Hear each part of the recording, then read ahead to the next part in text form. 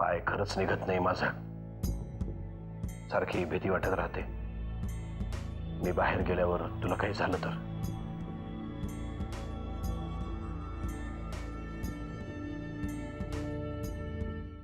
हो हो, मी रमावतीतच आहे पण अजून वाड्यावर गेलो नाही. हो, नंतर बँकेतच येणार आहे. काही महत्त्वाचे निर्णय आपल्याला घ्यायचे आहेत, महत्त्वाच्या गोष्टींवर बोलायचे आहे, ते बोलूया. आणि निर्णय कितीही कटू असले तरी आपण ते घेऊया. ठीक आहे, ओके.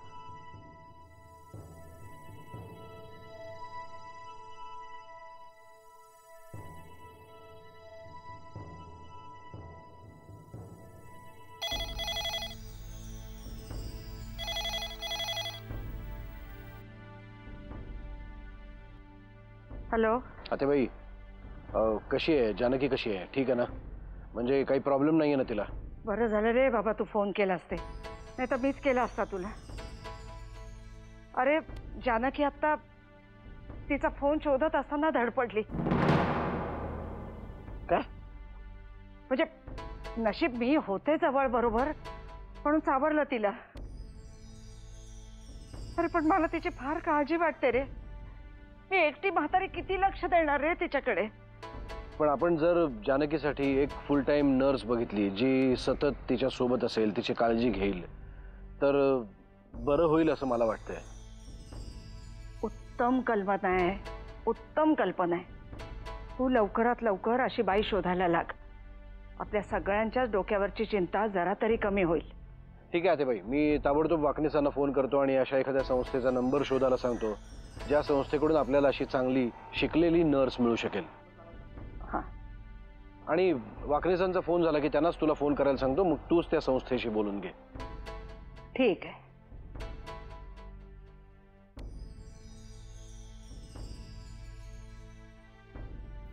वाकणीस,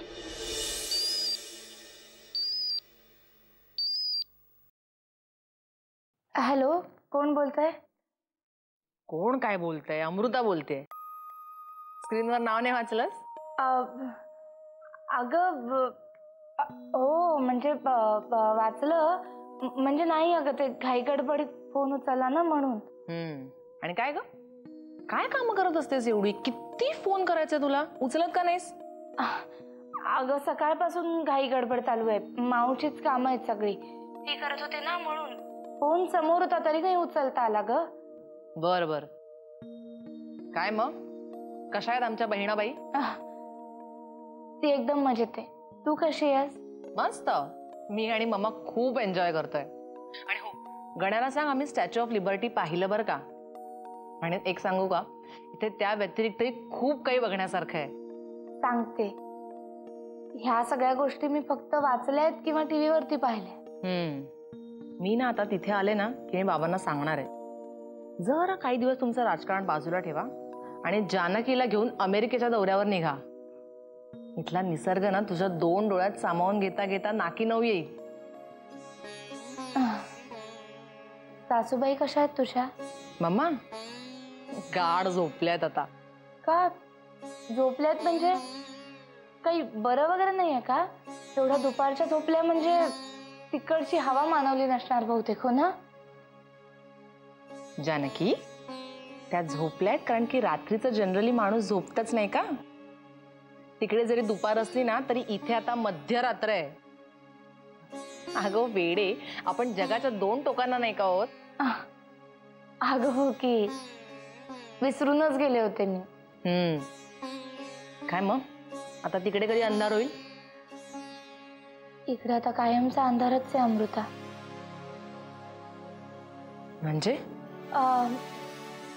म्हणजे अगं तू नाही आहेस ना इकडे, मग काय, मग अंधारच आहे सगळा असं म्हणतीये मी. जानकी बरं एक काम कर माझं, मला सांग आता या आठवड्यात संकष्टी आहे ना ग, जरा कधी येते सांग ना. संकष्टी? संकष्टी कशाला हवी आहे तुला तिकडे? आणि मला कसं कळणार ना संकष्टी कधी येते? अगं कसं कळणार म्हणजे, तुमच्या खोलीत समोरच्या भिंतीवर कॅलेंडर आहे ना, जरा बघ आणि सांग ना पटकन. थांब मी सांगते.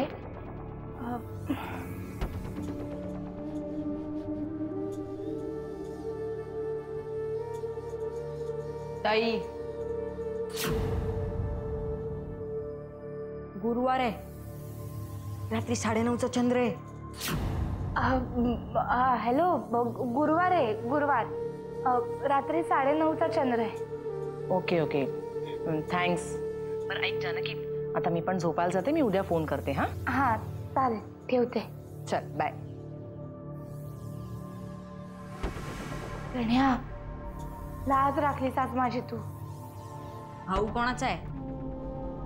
दरवेळेला भारी काम केलंच पाहिजे ना.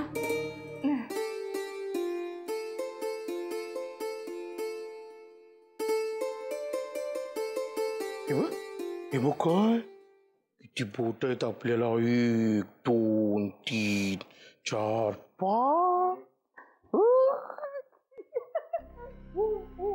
हे काय चाललंय तुमचं? अगं खेळवतो युवराजला. नाही, तुम्ही खेळवताय हे चांगलं आहे, पण नुसतं खेळवून तो मोठा होणार नाही. हे मलाही कळतंय. मी काही माझ्या स्वतःच्या मर्जीने घरात बसलेलो नाहीये, पण बँकेच्या चेअरमन पदाचा अजून काही निकाल लागत नाही तोपर्यंत मी तिथे जाऊन काय उपयोग आहे? नुसतं घरात बसूनही वाद मिटणार नाहीयेत ना. त्यासाठी तुम्हाला बाहेर पडावं लागेल. अहो, त्या लोकांना भेटा, त्यांची मनधरणी करा. त्यांची म्हणजे कोणाची? विक्रांतची? उगाच तुझ्या सांगण्यावरनं त्या प्रभाताईच्या नादाला लागलो. तिचाच मुलगा आहे ना विक्रांत, मुळावर उठलाय माझ्या. मला तर असं वाटायला लागलंय ना, दादाला कात्रीत पकडण्यासाठी प्रभाताईच हा खेळ खेळते. उगाच प्रभाताईंना नावं ठेवायचं कारण नाही.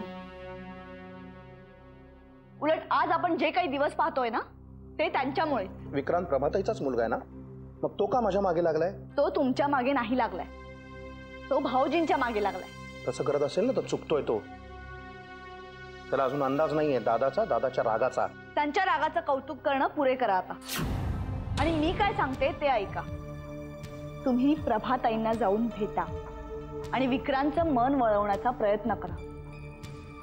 तो काही तुम्हाला नाही म्हणणार नाही. अगं किती वेळा जाऊन प्रभाताई पुढे हात पसरायचे ती? काय किंमत राहील माझी त्याच्यामुळे? चेअरमन पद राहिलं तर काहीतरी किंमत राहील. त्यामुळे ते मिळवण्यासाठी वाटेल ते करा. वाटेल ते करू म्हणजे काय करू? जाऊन पाया पडू विक्रांतच्या का दादाच्या? विक्रांतच्या दबावाखाली उद्या पुढे मागे भाऊजींनी त्यांची शेपूट नाही टाकली म्हणजे झालं. त्यामुळे त्यांनी काही करण्याआधी तुम्ही काहीतरी हालचाल करा. हे बघ, डॉक्टरांनी सक्त ताकीद दिली आहे. या घरात जानकीला त्रास होईल अशी परिस्थिती सध्या तरी आणू नका. आता तिच्या आजारपणाचं कारण काढून तुम्ही घरात बसून राहणार आहात का? अहिल्या, जानकी विषयी बोलताना जरा जपून बोल. हा, तिच्याबद्दल नेहमी जपूनच बोलत आले, पण ती नेहमी माझ्या सुखाच्या मध्ये अडथळा निर्माण करत आली. आणि आज तिच्या आजारपणाचं कारण काढून तुम्ही मला वाईट बोलताय. तुम्ही मला वाटेल तसं बोलताय. तुला जे बोलायचंय ते बोल, तुला जे म्हणायचंय ते म्हण, पण ह्यापुढे या घरात जानकीला त्रास होईल असं मी काहीही वागणार नाही. हा, काकूला बोलू नाही ना आपल्या?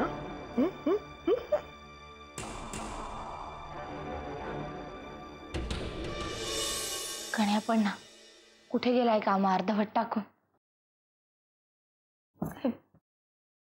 ताई, गण्या काय मला मदत करायचं सोडून कुठे गेलायस बाहेर? घे तिकडचे कपडे घे. ते जाऊ दे, ते कपडे इथेच आहेत. मी तुझ्यासाठी गंमत आणायला गेलो होतो. ओळख काय असेल? ओळख काय? मला कशाचा कुठली गंमत ओळखता येईल? तुला जे जास्त आवडतं ना ते आणलंय मी तुझ्यासाठी. मला सगळ्यात जास्त माझे आई बाबा आवडतात. आता त्यांना रमावतीहून घेऊन आलायस का तू?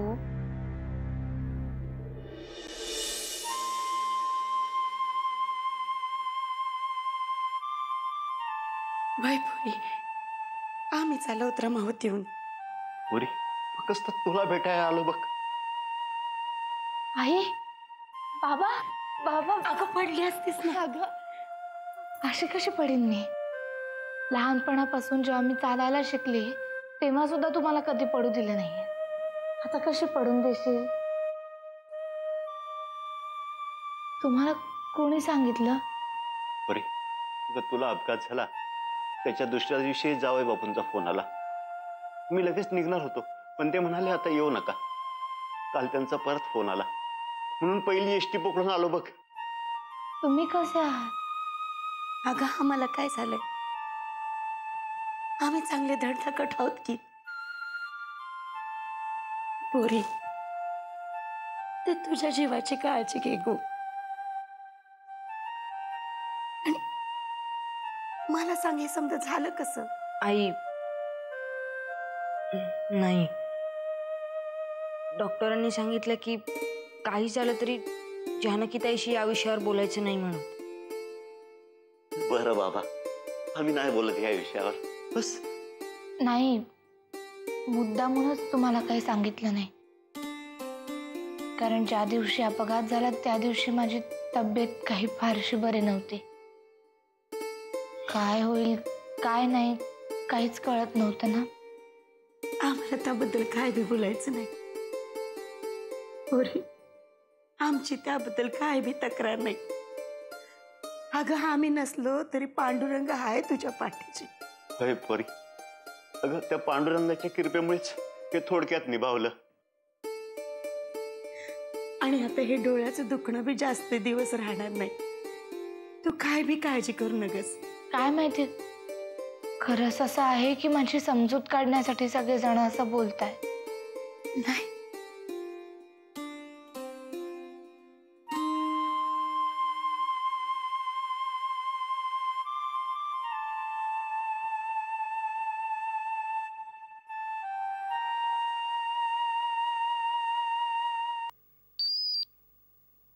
थांब मी देते.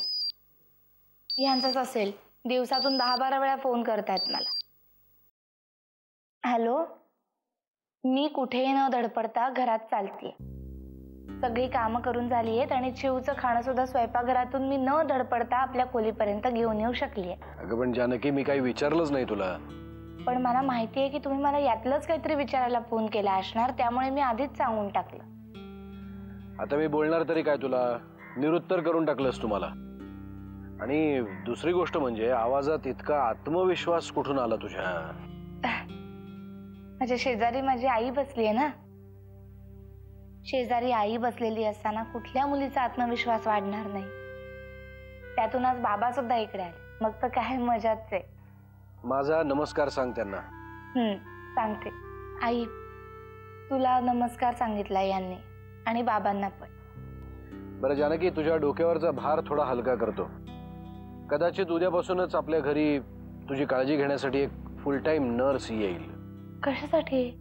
आई पण आहे ना त्या इकडे. हे बघ, शेवटी त्या माझ्या सासूबाई आहेत. त्या तुला सारखी मदत करतील हे मला आवडणार नाही. मी आत्याबाईंशी सुद्धा बोललोय, त्यांनी संस्थेला फोन सुद्धा केला असेल आतापर्यंत. एखाद दिवशी ना एवढ्या काळजीनेच मला काहीतरी होईल.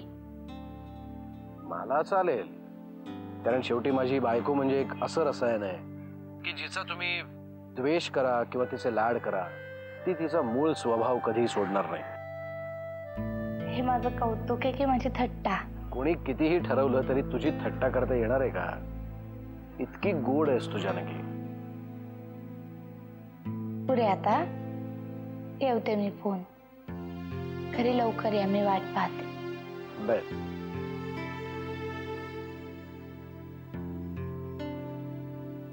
काय ग जानकी, अगं काय झालं? अशी एकटीच काय असतेस?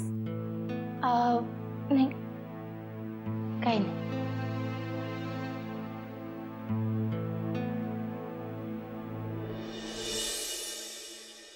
पांडू, पांडू जी. अरे काय आहे? मी तुला बाळासाठी दूध तापायला सांगितलं होतं ना, किती वेळ? वहिनी साहेब, मी आधी तुमचंच काम करत होतो, पण तेवढ्यात दुसरं काम आलं आणि थोडा उशीर झाला. माझ्या कामापेक्षा असं कोणतं काम महत्वाचं होतं रे तुला? वहिनी साहेब, आज जानकी वहिनींचे आई बाबा आलेत ना गावावरनं, त्यांना चहा करून दिला. मी आत्ताच दूध घेऊन जातो. जा. तुम्ही आलायत होय? अरे वा, लक्ष्मी नारायणाचा जोडाच आलाय घरात. मग आता किती दिवसाचा मुक्काम ठेवलाय? आम्ही जानकीला पाहायला आलोय. तिला पाहून झालं की लगेच निघणार आहोत. अरे हो, तुमच्या मुलीला भयंकर त्रास झालाय नाही? म्हणजे बहुधा आता कायमच्या इथे चिकटून राहणार. ताईसाहेब, अहो इथं कोण कशाला कोणाच्या घराला चिकटतंय? आम्हाला आमचं घर आहेच की. हो, पण तुम्ही काही इथे पहिल्यांदा येत नाही आहात ना? म्हणजे यायला नको व्हय? अहो पोरीचं घर आहे आणि आता हसते खेळती नात बी आहे की घरात. नाही, या ना. पण असं अचानक येण्याने घरातली बाकीची कामं गडबडून जातात. आता बघा ना, माझ्या बाळाला दूध द्यायचं होतं, पण तुमच्या चहामुळे हे सगळं राहिलंच. ताईसाहेब, आमच्या हातून काही चूक झाली असेल तर मी माफी मागतो तुमच्याकडे. फक्त माफी मागून प्रश्न सुटत नसतात. अहिल्या,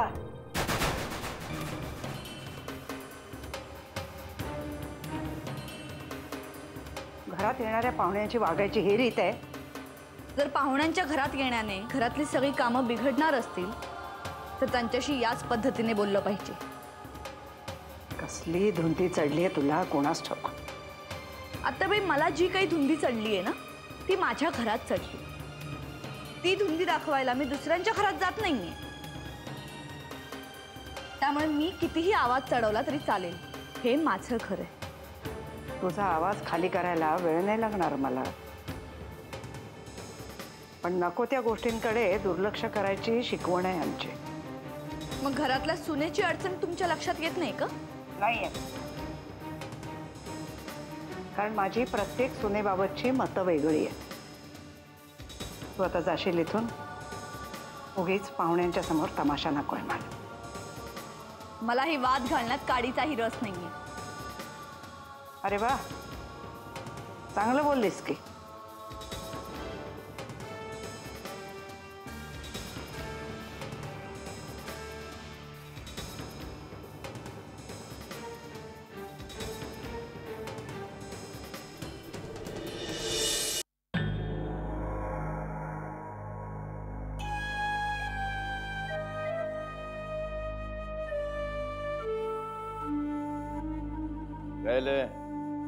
याल्यावर 12 का वाजले?